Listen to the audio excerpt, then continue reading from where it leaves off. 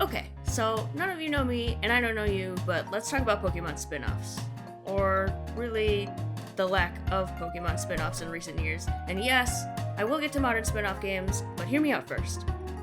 Ever since I was small, and I mean like 1 to 2 years old small, Pokemon has been a part of my life.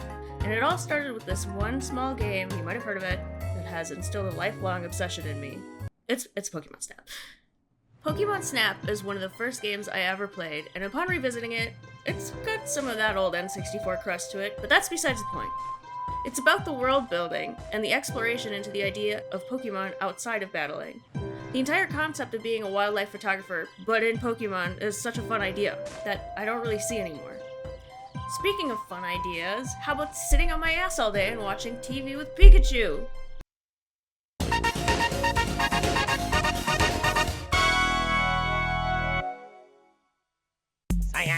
This is genuinely one of the weirdest ideas they could have come up with for a spin-off, but I think that's why it's one of my favorites.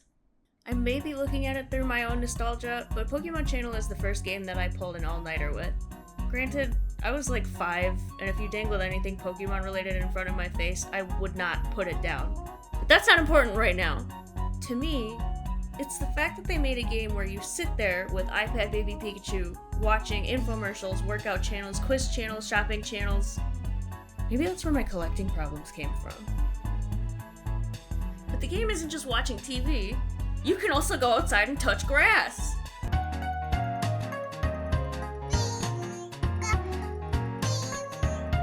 Something tells me my enjoyment of this game was largely helped by the fact that I couldn't read that great. Other Pokemon spin-offs like the Ranger series, Pokepark, Mystery Dungeon, or even the Rumble series give players an opportunity to experience the Pokemon world from a completely different perspective. And I would argue, for the largest media franchise ever, that's an amazing opportunity to have. The keyword here is opportunity. At this moment in time, the current lineup of Pokemon spin-off games, we'll say released within the last 2 years or ongoing, includes, let's see here, I'm gonna butcher this list. Pokemon Go, Pokemon Unite, Pokemon Cafe Remix, Pokemon Sleep, Pokemon TCG Pocket, Pokemon Masters EX, and Detective Pikachu, I guess? It counts as a spin-off, but it also feels like a game that was internally delayed for multiple years, and from what many folks said, kinda still looks like a 3DS game. And the majority of that list are essentially mobile games, which are fun to pass the time when I need to or pop in once or twice a day, but other than that, where's the sauce? None of those games explore the Pokemon world very deeply, except for maybe Pokemon Sleep, but most people, including me, don't want to sleep with their phone running in their bed. My iPhone 12 will start my house on fire. If we go by the Switch releases, we finally got a new Pokemon Snap, Pokken Tournament DX, and Pokemon Mystery Dungeon Rescue DX Team. Don't get me wrong, these are great games to have as spin-offs, but I don't know, it kind of feels like those were way earlier in the Switch's life, and after Detective Pikachu in 2023, the most recently announced spin-off was Pokemon Champions. So, what's next? Of course, massive disclaimer, I am not a developer at Game Freak, and I don't work for the Pokemon Company, so I have no idea of any of the future plans or games that might be in the works, but that's the part I'm upset about, or at least worried about. As I talked about earlier in the video, Pokemon has almost infinite opportunities to create experiences from different perspectives in the world of Pokemon. But we aren't really seeing that. Well, that's not entirely truthful. One of my favorite things to come from Pokemon in recent years is Pokemon Concierge. And you might be saying to yourself, isn't Concierge an animated series? What does that have to do with spin-offs? To me, Concierge does what spin-off games have been lacking for a long time, and it's expanding the world of Pokemon from a new perspective not yet explored. Like watching TV with Pikachu, like being a Pokemon photographer, the idea of working at a Pokemon hotel and helping all the guests could be a spin-off game in and of itself. Also, it might just be the animator in me talking, but I can't get over all of the models for Pokemon. Furret is so freaking cute. So is the Bulbasaur and the Dragonite. And the Mudkip. I truly miss that level of creativity from Pokemon games. TCG Pocket has been fun to pass the time, and when I get a cool card, I rub it in my friend's face until they inevitably get a God Pack and outpull me. But the fun of that only lasts so long, and it doesn't expand the Pokemon universe in a meaningful way.